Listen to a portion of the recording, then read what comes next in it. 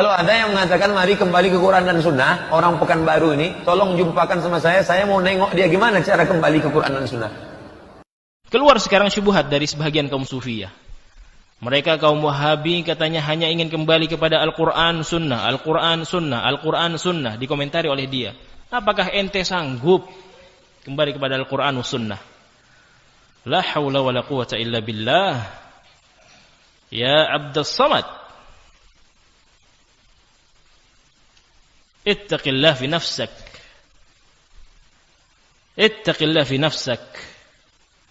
Apakah ente sanggup, maksudnya kaum Wahabi, kembali kepada semboyannya kan gitu, Al-Quran Sunnah, Al-Quran Sunnah, Al-Quran Sunnah. Apa ente sanggup, kata dia.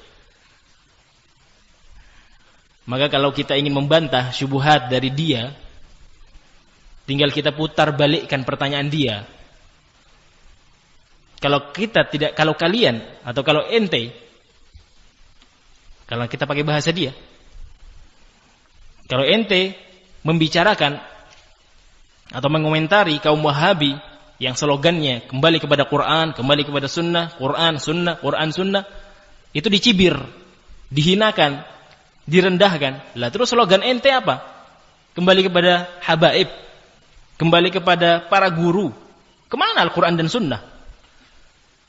Sebenarnya kita faham maksud dia apa. Al-Quran wa Sunnah ini adalah perkara-perkara yang memang jelas untuk kita amalkan. Tapi yang ingin dia sampai kepada satu titik adalah apa? Kaum Wahabi kalian itu sebenarnya tidak sanggup untuk menguasai Al-Quran, tidak sanggup untuk menguasai Sunnah. Jadi jangan berlagak, jangan pembualan untuk kembali kepada Al-Quran dan Sunnah. Dia lupa bahwasanya salah satu semboyan Wahabi, kalau kita bisa sebutkan dengan kalimat Wahabi juga dalam tanda kutip, adalah kembali kepada Al-Quran wa Sunnah ala fahmi salafil ummah. Lupa dia. Kita kembali kepada Al-Quran, kembali kepada Sunnah. Pemahaman kita? Tidak. Pemahaman para habaib? Tidak. Pemahaman para kiai? Tidak. Pemahaman para sahabat. Apa yang difahami oleh para sahabat, itu yang kita kembali kepadanya.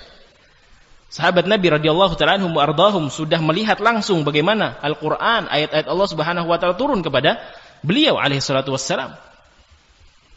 Maka itu yang kita pegang. Apa tafsiran para sahabat, sehingga kita mengetahui Abdullah bin Abbas sebagai imamul mufassirin, imamnya para ahli tafsir. Ini menunjukkan bahwasanya kaum Wahabi dalam tanda kutip tidak hanya kembali kepada Al-Quran wa Sunnah, tapi kembali juga kepada pemahaman para sahabat. Berbeda dengan ente. Kenapa? Karena dia hanya kembali kepada apa yang dia fikirkan, apa yang dia anggap.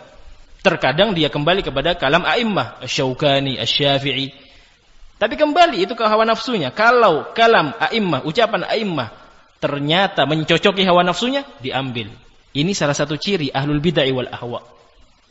Apa yang mencocoki hawa nafsunya diambil, dibawa kemana-mana. Seperti kata dia, Al-Imam Suyuti memiliki sebuah pendapat, yaitu bolehnya zikir keras-keras, dibawa sudah kemana-mana. Dia datang ke Samarinda, dibawa. Dia datang ke Batam, dibawa. Semuanya ke setiap negara atau ke setiap daerah dari Indonesia. Ketika dia menyampaikan syubhat sufiyahnya, dibawa ini ucapan a'immah,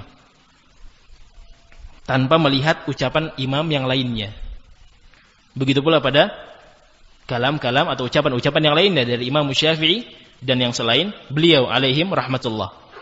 Maka syahidnya adalah apa yang bisa mereka jadikan sebagai dalih, apa yang bisa mereka jadikan sebagai dalih, itu yang dibawa kemana-mana. Dan tidak mau melihat kepada ucapan yang lain yang ternyata adalah perkara yang lebih rajih.